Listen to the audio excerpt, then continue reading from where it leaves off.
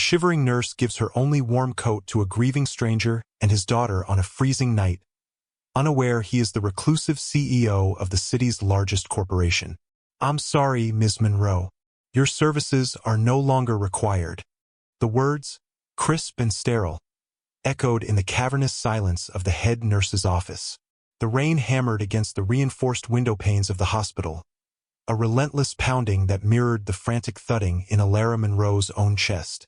She stared at the woman across the polished mahogany desk, Ms. Albright, whose face was a mask of cold, professional indifference, her lips a thin, unforgiving line. Alara's worn, threadbare nurse's uniform suddenly felt 2 sizes too big, a hollow shell around her shattered confidence. She had been so careful, so dedicated, working double shifts until her feet were numb and her eyes burned with exhaustion, all to afford the mounting medical bills for her mother. The biting cold of the overactive air conditioning seemed to seep into her bones, a physical manifestation of the despair that threatened to swallow her whole. She didn't know it yet, but this moment of profound hardship was the first tremor of a seismic shift in her life. She simply nodded. Her journey home was a blur of flickering streetlights and heavy fog that clung to the city like a shroud. Each drop of pounding rain that soaked through her thin jacket felt like a personal accusation. Her small apartment, usually a sanctuary of quiet warmth, felt desolate, the silence within its walls deeper and more menacing than the storm raging outside. The worn armchair where her father used to sit, the faint scent of his pipe tobacco still clinging to the fabric after all these years, offered no comfort tonight. It was just another reminder of loss, another hollow space in a life that felt increasingly empty. Alara moved through the familiar motions of making tea, her hands trembling as she held the kettle. The steam that rose to meet her pale face was a fleeting warmth in a world that had become unbearably cold.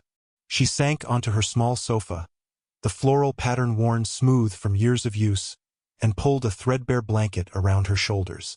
It was her mother's favorite, a patchwork of memories and mended holes, but even its familiar weight couldn't quell the trembling that started deep within her.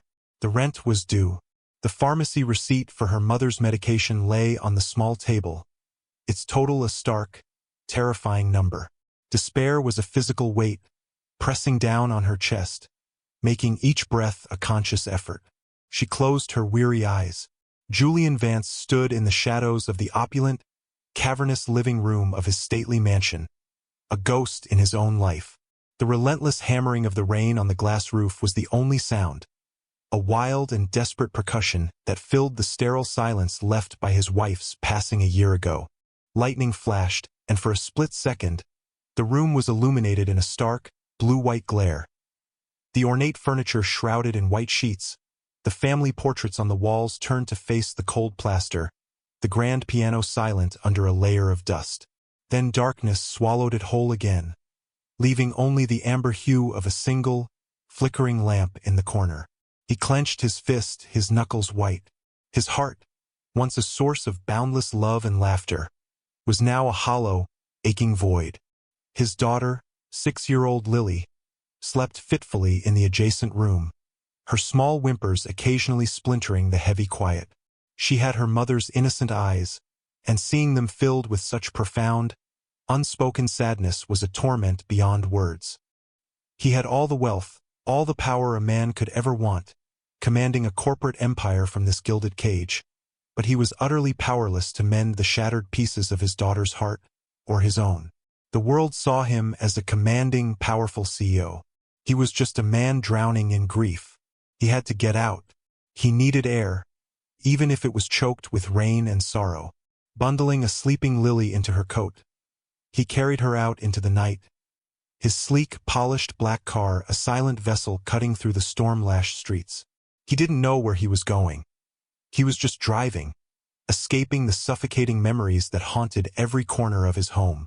The car sputtered, coughed, and died. It coasted to a stop beneath the dim, flickering light of a bus shelter, the engine falling into a dead silence that was somehow more deafening than the rain. He tried the ignition again and again, but there was nothing, just the soft click of failure. Lily stirred in the back seat, her small form trembling from the biting cold that was already seeping through the car's expensive frame. Her teeth began to chatter, a tiny, fragile sound in the immense, hostile night. A raw, desperate panic clawed at Julian's throat. He was stranded, helpless, his daughter shivering, and for the first time since he had built his empire from nothing, he felt utterly, completely powerless. He was just a father, and his child was cold. Alara couldn't sleep. The weight of her termination, the crushing anxiety about her mother's health, it all churned within her, a nauseating cocktail of fear and failure. She needed to walk, to feel the cold rain on her face, to replace the storm inside her with the one outside. Pulling on her only warm coat, a thick, quilted jacket that had been a gift from her father years ago, she stepped out into the night. The wind was a physical force, pushing against her, but she leaned into it, her quiet resolve a fragile shield. It was under the sputtering orange light of a bus stop down the street that she saw them. A man, his impeccable suit soaked through, stood beside a sleek, stalled car, his broad shoulders slumped in defeat. In his arms he held a small child, a little girl wrapped in a coat that was clearly not enough to ward off the relentless, biting cold. The girl was shivering violently, her small face pale and etched with distress. Alara's heart, already so heavy with her own troubles, clenched with a fierce, protective instinct. She saw not a stranger, but a father in distress, a child in need. This was the core of her, the very essence of her nursing spirit. She hesitated for only a second. The coat was her last bastion of warmth, the one truly good thing she had left to protect her from the elements. Giving it away would mean a long, cold walk home, a greater risk of the sickness she couldn't afford. The thought vanished as quickly as it came, dismissed by the unwavering compassion that was her true north. She walked toward them, her steps steady against the pounding rain. The man looked up as she approached, his eyes, haunted and weary, meeting hers. They were the eyes of a man carrying an unbearable weight. "Is everything all right?" she asked, her voice gentle but clear over the storm. He seemed surprised by the intrusion, by the sincerity in her tone. "My car is broken down. My daughter, she's so cold," he faltered, his voice cracking with a raw vulnerability that belied his expensive attire. Alara's gaze softened as she looked at the little girl, whose trembling had become more pronounced. Without another word, Alara slipped off her own warm coat. The biting cold immediately bit at her arms through her thin sweater, but she ignored it. She carefully wrapped the thick, dry coat around the shivering child, tucking it in snugly. The girl, Lily, looked up at her with wide, glistening eyes, a flicker of surprise and gratitude in their depths. The trembling began to subside almost instantly as the warmth enveloped her. "There," Alara said softly, a small, sincere smile touching her lips. "That's better." Julian froze. He stared at this woman, this complete stranger, who had just performed an act of such pure, selfless kindness. In his world, every action was transactional, every favor had a price. Yet here, in the middle of a storm, a woman who looked like she had very little herself had just given them her only protection without a moment's hesitation. It was like a flash of golden light in his dark, cynical world. A profound, seismic shift occurred within him. His hollow heart felt a flicker of warmth for the first time in a year. I can't let you do that," he managed, his voice thick with an unspoken emotion. "You'll freeze." Alara simply shook her head. "She needs it more than I do. I don't live far." She looked at the receipt that had slipped from her pocket earlier and was now soaked on the pavement. She picked it up, a sad reminder of her own desperate situation, and tucked it away. Before he could protest further, or even ask for her name, she gave him another small, unwavering smile. "I hope you get home safely," and with that, she turned and walked away, a solitary, dignified figure disappearing into the heavy fog and rain. Julian stood there, stunned into silence, holding his daughter who was now wrapped in the warmth of a stranger's kindness. The woman was gone. The walk home was brutal. The biting cold seeped deep into Alara's bones, and by the time she reached her apartment, her body was racked with shivers she couldn't control. The warmth of the stranger's child was a distant, fading memory, replaced by the harsh reality of her own vulnerability. The next morning, she woke with a fever, her throat raw and her limbs heavy as lead. Sickness was a luxury she couldn't afford, yet it had claimed her nonetheless. For 2 days, she drifted in a feverish haze, the world outside her small apartment vanishing into a blur of aching muscles and troubled dreams. The unpaid bills on her table seemed to mock her, silent testaments to her spiraling desperation. When the fever finally broke, she was left feeling fragile and drained, a hollowed-out version of herself. The final eviction notice, slid under her door in a crisp white envelope, felt like the final cruel blow. The words swam before her weary eyes. She had 1 week. 1 week to find the money for 3 months of back rent or lose the only home she had ever known. The quiet resolve that had carried her through so much began to splinter, the cracks threatening to shatter her completely. Hope was a flickering light, and the wind of reality was blowing it out. She was alone. Meanwhile, Julian Vance was a man possessed. After the tow truck had finally arrived that night, he had returned to his stately mansion, but he couldn't rest. The image of the woman with the gentle eyes and the unwavering smile was seared into his mind. Her selfless act was a sacred ember in the cold, dead hearth of his heart. He held the coat she had given his daughter, its fabric worn but clean, a faint scent of lavender and quiet strength clinging to it. It was a symbol of a purity he thought no longer existed. He had to find her. He had to repay her. He had to know the name of the angel who had appeared in the storm. He deployed the full, commanding resources of his corporation, a machine built for hostile takeovers and market domination, for a single personal purpose.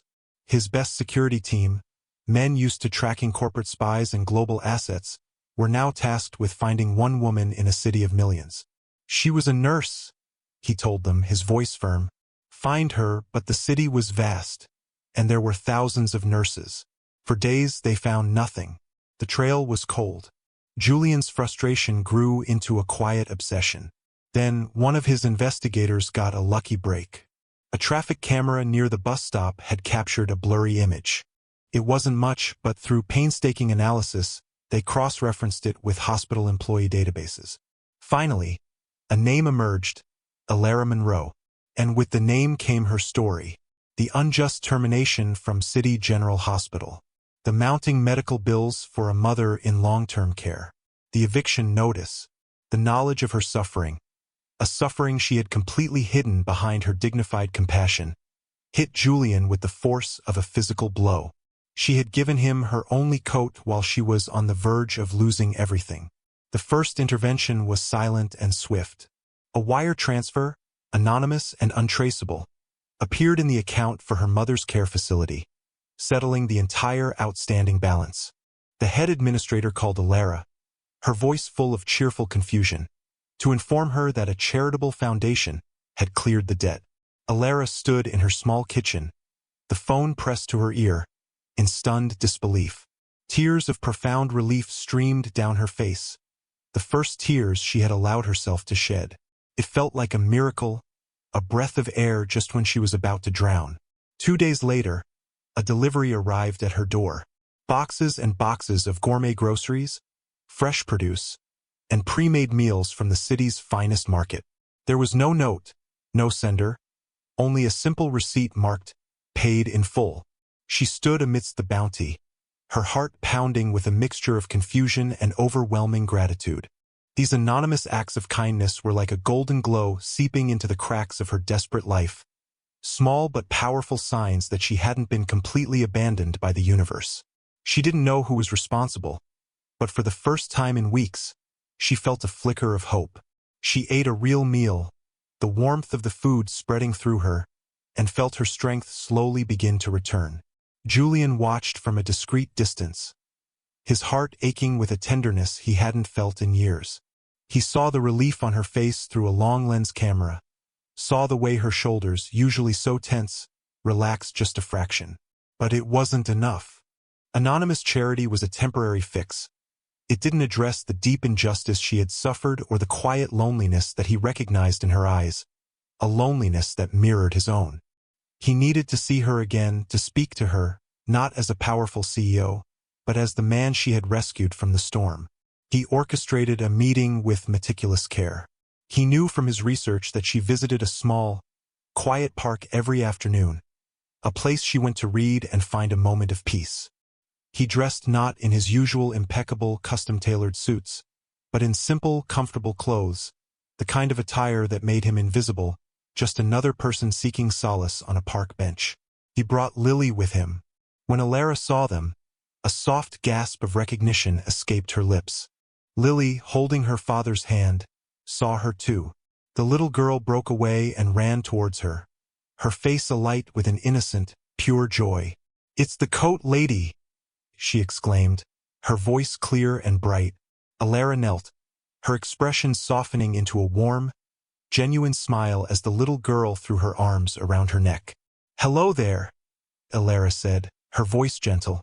"I'm so glad to see you're warm and dry." Julian approached slowly, a carefully practiced look of surprise on his face. "I can't believe it's you," he said, his voice imbued with a quiet sincerity. "I never got to thank you properly. You disappeared before I could even ask your name." They sat on the park bench, the crisp autumn air swirling around them, while Lily played on the nearby swings. The conversation started hesitantly, a fragile bridge built between two strangers, but it quickly deepened into something more profound. He introduced himself simply as Julian, a single father still navigating the heavy fog of grief. He spoke of his wife, of her sudden illness, of the cavernous silence she had left behind. He didn't speak of his company or his wealth. He spoke only of the raw, universal pain of loss. As he spoke, Alara listened with an unwavering, steady gaze. She didn't offer empty platitudes or hollow reassurances. She simply listened, her presence a quiet, dignified anchor in the turbulent sea of his sorrow. In her eyes, he felt truly seen for the first time in a year, not as the commanding CEO of Vance Industries, but as a grieving man. The feeling was both terrifying and cathartic. Then it was her turn. She spoke of her father, of his long illness, of the quiet strength he had shown until the very end. She shared memories of his kindness, the way he would read to her for hours, his voice a comforting rumble.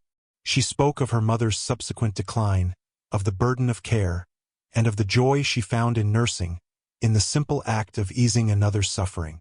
As she shared her own story of loss, a bond of unspoken understanding formed between them. They were two souls marked by grief, finding a moment of connection in a world that had often felt isolating. He noticed the worn fabric of her jacket, the faint shadows of exhaustion under her eyes, and his resolve to help her hardened into something unbreakable. He couldn't reveal his true identity yet. It would shatter this tender, authentic connection they were building. The power dynamic would shift, and she would see him as a benefactor, not a friend. So he played his part, the ordinary, grieving man. As they parted ways that afternoon, he felt a renewed sense of purpose. It was no longer just about repaying a debt of kindness.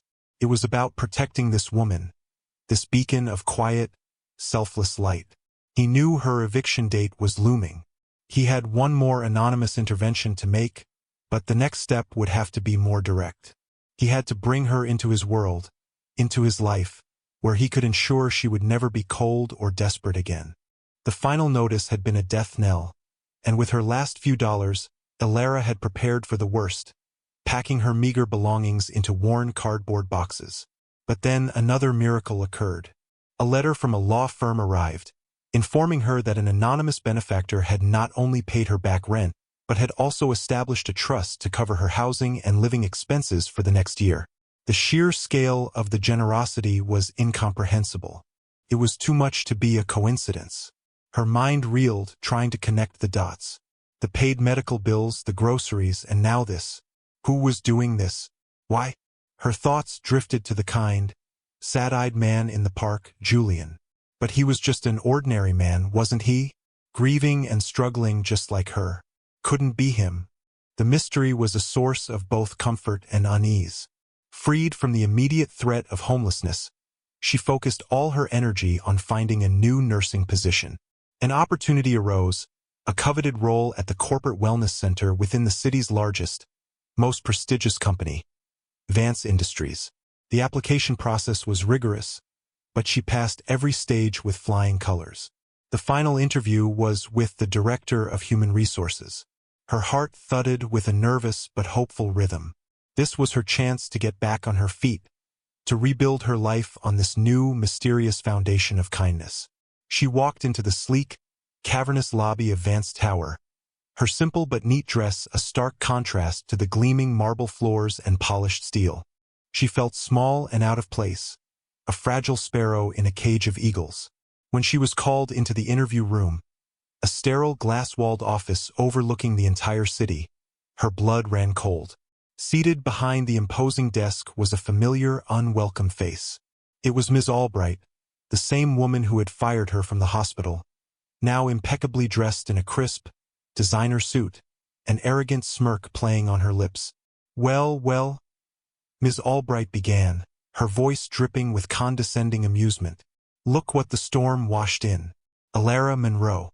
I must say, I'm surprised you have the audacity to apply for a position at a prestigious company like this after your performance. At City General, Alara froze, her hands clenching in her lap.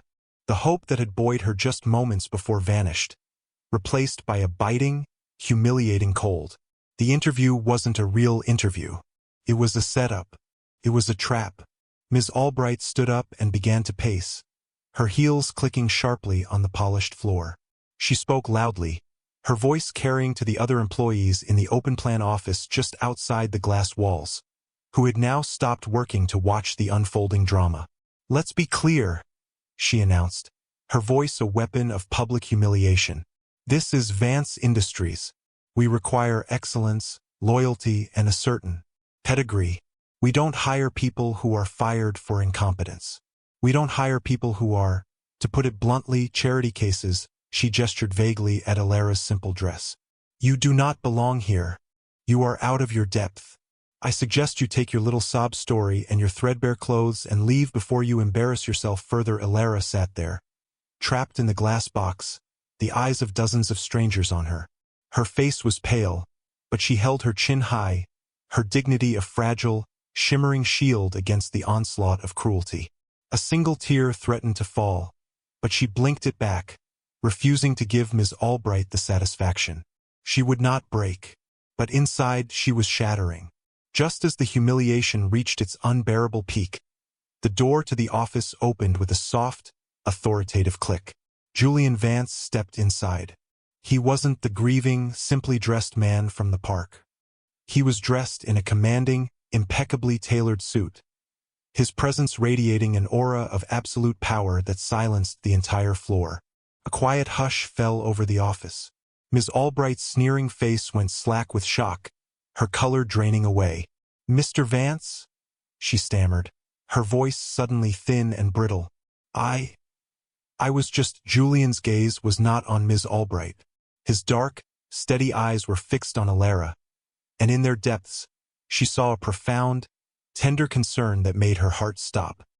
He gave her a small, almost imperceptible nod of reassurance before turning his full, cold attention to the HR director. His voice, when he spoke, was quiet, but it echoed with an undeniable authority that made the air crackle. Ms. Albright, he began, I founded this company on a single principle. That character is more valuable than any pedigree. That integrity is worth more than any stock price. He took a step closer, his gaze unflinching. I have spent the last few weeks learning about Ms. Monroe's character. I learned she is a woman who, while facing eviction and personal hardship, gave her only warm coat to a stranger and his freezing child on a stormy night. He paused, letting the weight of his words settle in the sterile silence. That stranger was me. A collective gasp rippled through the onlookers. Ms. Albright looked as though she had been struck by lightning. Julian continued, his voice calm but lethal. You, Ms. Albright, embody everything I despise. Elitism, cruelty, a profound lack of humanity. You judged a person's worth by the quality of their clothes, not the quality of their heart. And in doing so, you have shown me that you do not belong here. He looked past her, towards the sea of stunned employees. Let this be a lesson to everyone. Vance Industries will be a place of compassion and integrity, or it will be nothing. He then turned his back on the speechless HR director, dismissing her as if she had already vanished. He walked over to Alara, who was staring at him, her mind struggling to reconcile the gentle man from the park with the powerful CEO standing before her. He extended a hand to her. "Alara," he said, his voice now soft and gentle, "for her alone. Will you come with me?" The power dynamic had not just been reversed, it had been utterly and completely annihilated. He had not just rescued her. He had publicly championed her, validating her virtue in front of the very people who had watched her humiliation. She took his hand. It was warm and steady. She rose from the chair, leaving her tormentor speechless and broken in her wake. Total silence. He led her through the stunned office, past rows of gaping employees, and into the private elevator that went directly to the penthouse floor. The ride up was silent, the soft hum of the machinery the only sound. Alara's mind was a whirlwind of disbelief and dawning realization. The anonymous benefactor, the paid bills, the groceries, the rent. It was him. All of it. The elevator doors opened into a breathtakingly beautiful space.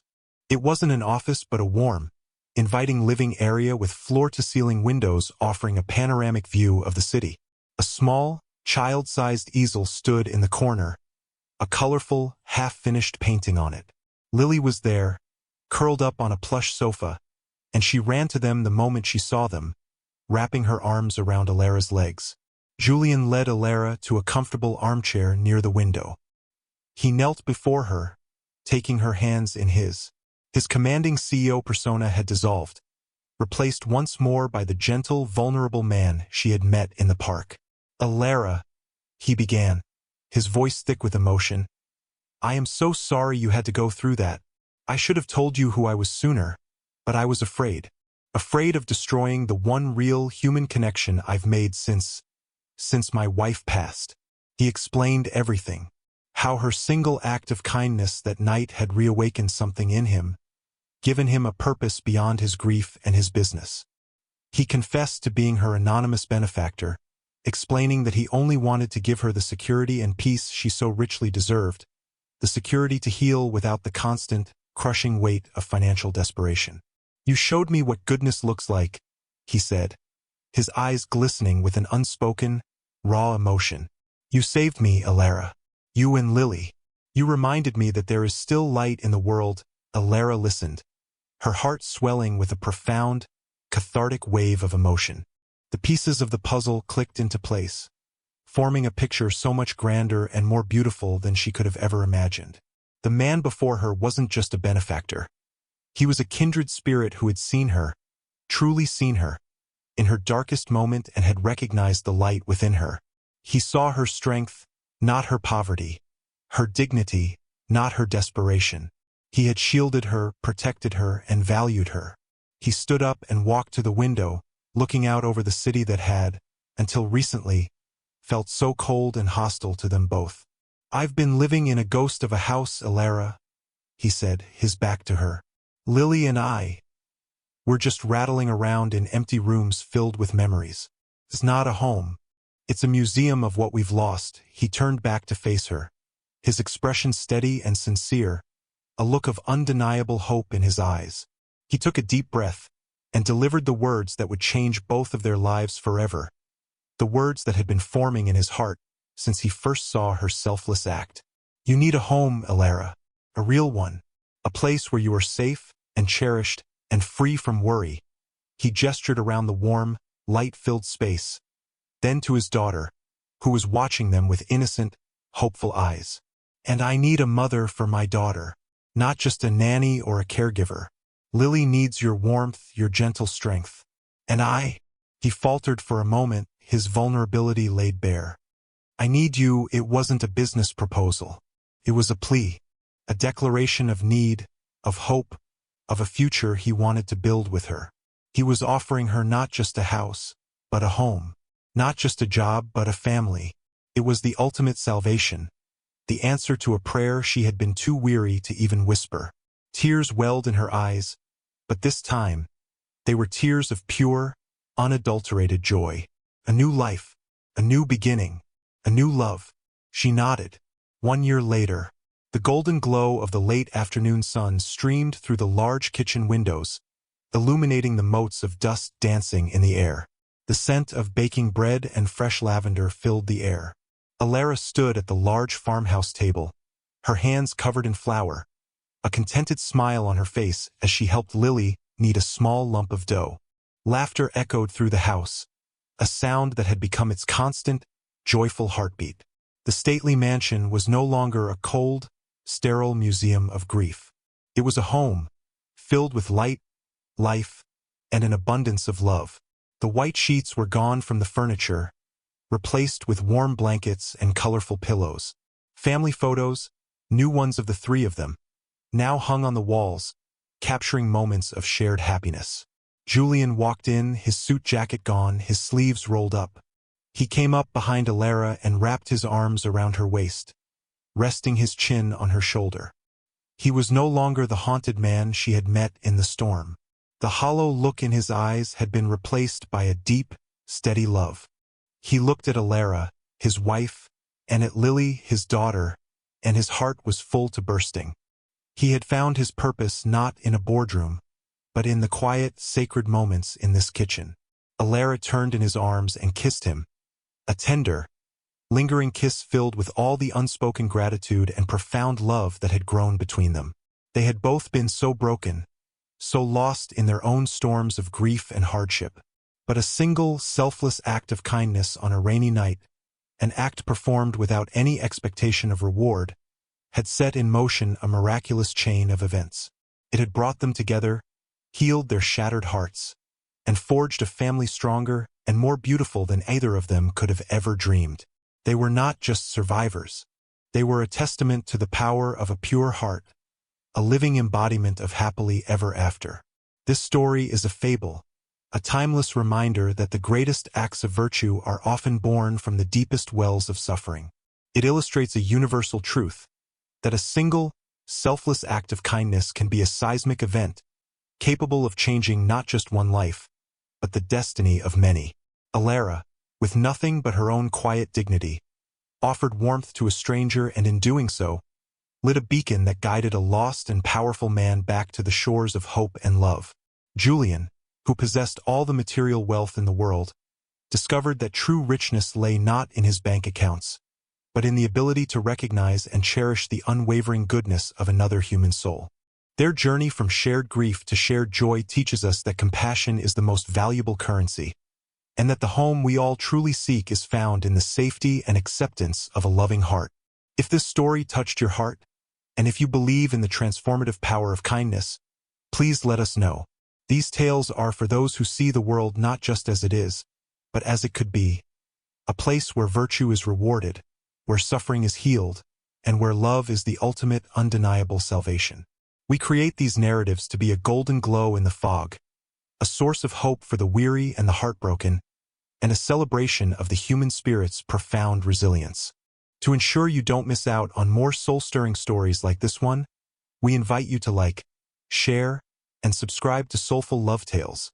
Your support helps us continue to create these heartwarming and inspiring narratives that remind us all of the powerful, sacred magic that happens when one good soul reaches out to another. We'll see you in the next one.